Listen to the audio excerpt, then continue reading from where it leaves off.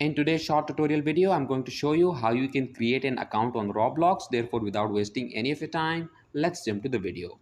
First of all, you need to download and install Roblox from Play Store. Once you have downloaded the application, simply go ahead and open it.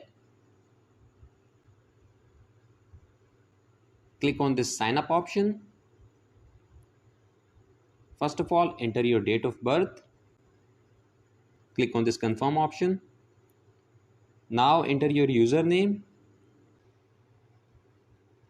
Once you have entered your username, you need to create a strong password of 8 characters. And after creating your password, you need to select your gender and then click on this sign up option. And that's it. Your account has been created on Roblox.